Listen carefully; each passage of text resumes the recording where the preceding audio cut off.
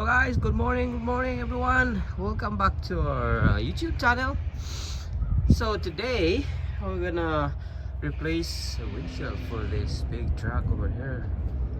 Mga loads. Yan, driver side Kenworth semi truck. So yan, driver side guys. Tapos yung isa nandoon, passenger side naman yung truck.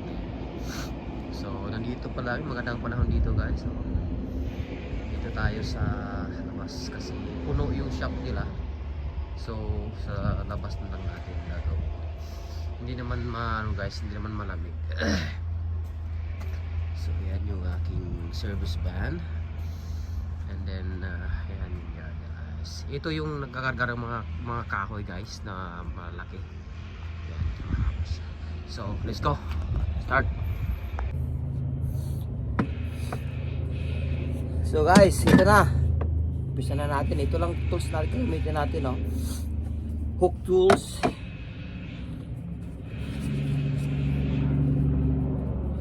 Tapos kailangan may gloves guys kasi delikado. So una-una tanggalin natin yung locking strip niya guys. Ito locking strip ang tawag niya guys. Rubber mount to guys. Itong 2-piece windshield rubber mount ng Kenworth. Tapos yan lang. Hindi na kailangan tanggalin yung windshield wiper guys. Ganun mo lang. Tapos ayan.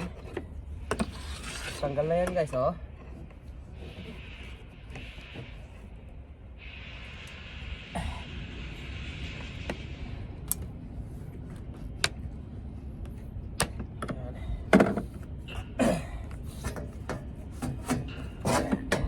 Diba guys, tanggal na. Napakadali na guys.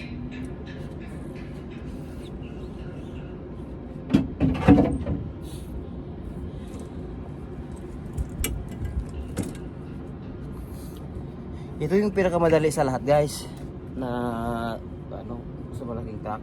Tapos yun, lalagay na natin. Gamit na tayo ng glass cleaner.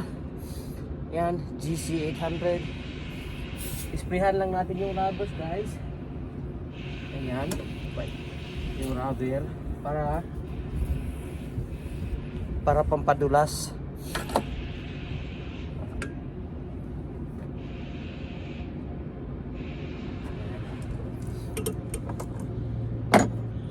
Kasi nandito na yung glass natin guys.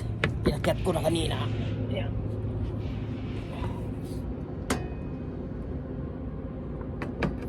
Lagay mo lang sa mismong rubber guys. Ayan. Tapos pwede mo siyang ibalik konti. Tapos hook tools ang gagamitin natin. Ibuka ka mo lang yung rubber. Ayan. Tapos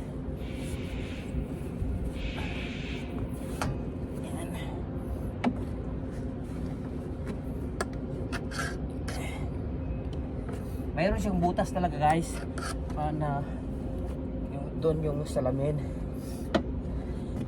Tapos yan, diin mo lang ikuan,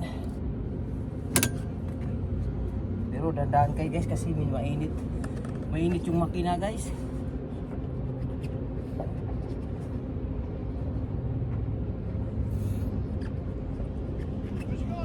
Good, how are you?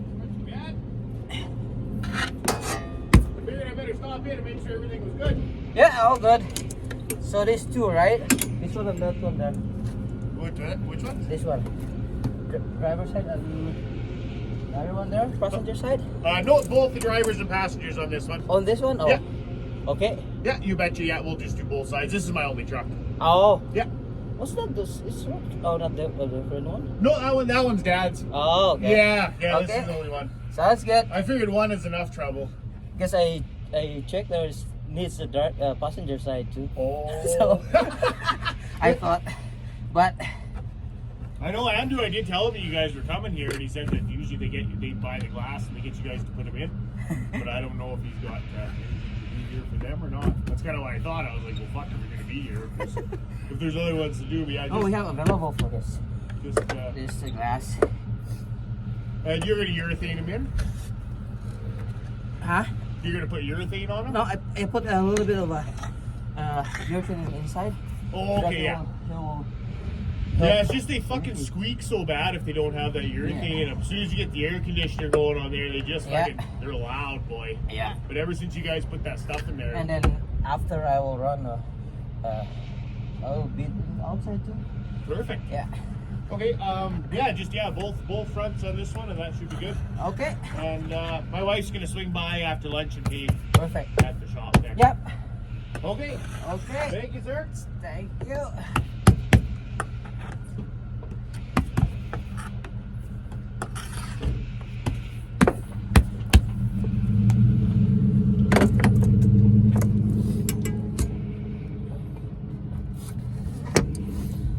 So guys, dumating yung may-ari guys. Ayan. Yun na pala, dalawa pala pinapalitan niya. So ibalik na natin yung locking strip guys. Ito yung naglalak ng salamin ng windshield. Tusok lang natin dyan guys.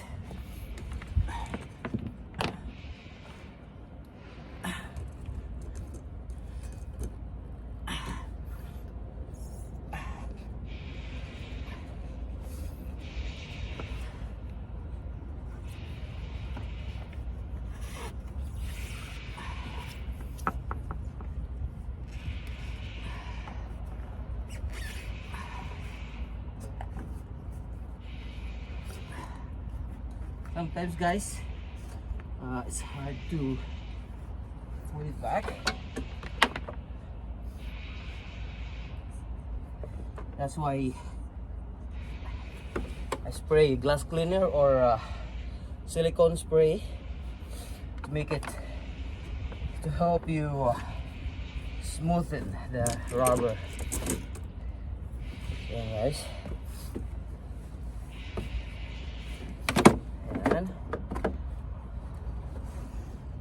Which ano lang na sigurado na nasa loob yung ano guys, nasa yung locking strip na nasa tamang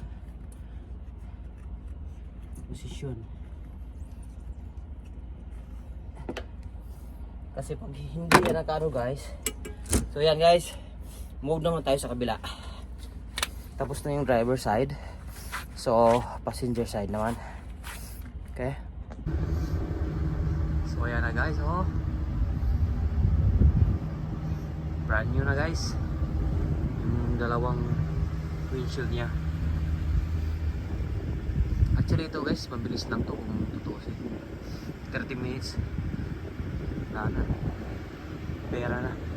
Perang maliwanag na guys. Thank you guys. Maraming salamat sa pagsubaybay, panonood.